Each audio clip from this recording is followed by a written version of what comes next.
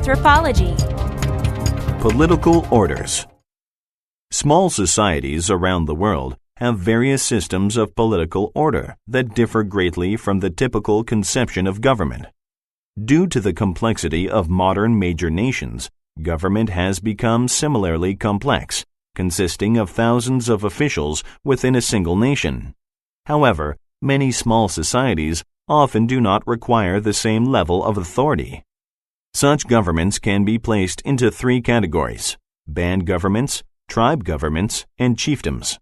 While each has a similar goal of organizing and controlling the behavior of the society's inhabitants, each system reflects the social needs of their respective societies.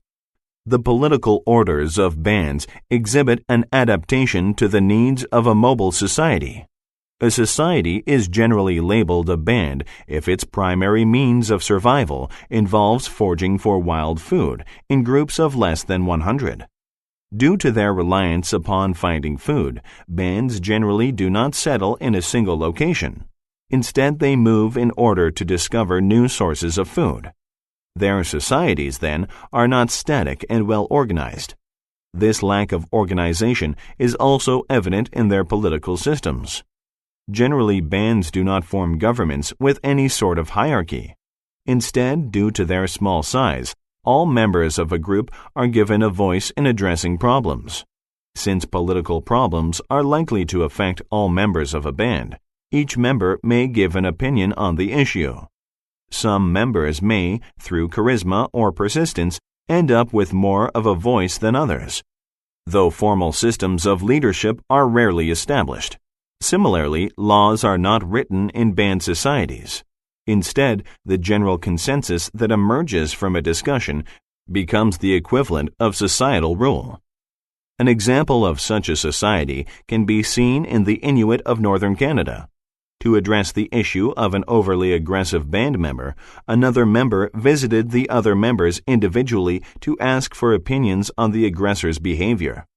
When the consensus was reached that the member was a threat to the band as a whole, the agreement acted as authorization for the man to retaliate against the aggressive member. Tribes can be understood as larger societies that domesticate food sources and generally settle in one place. Tribes also have no established full-time governmental body. However, their larger size makes the system used in bands impractical.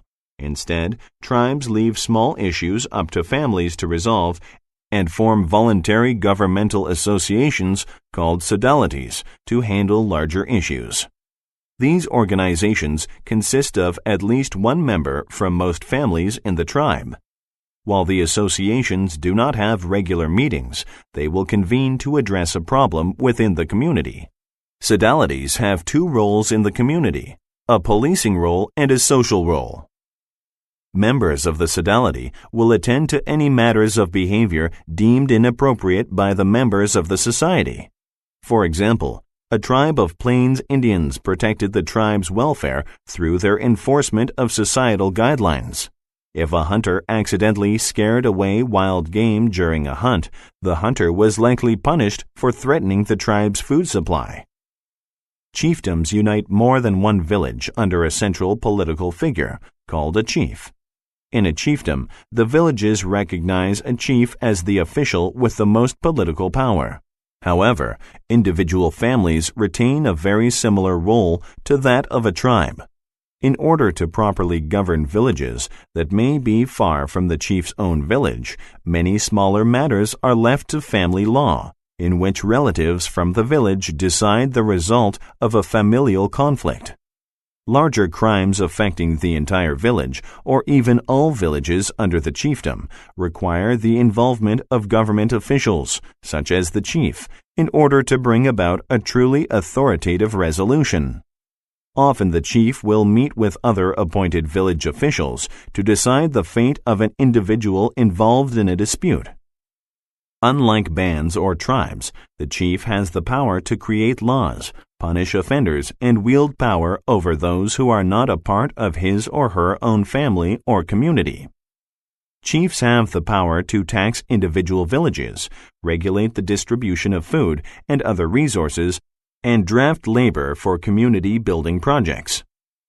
The Rawala people of the northern Arabian Peninsula structured their societies around chiefs, which they called sheikhs, who governed individual villages.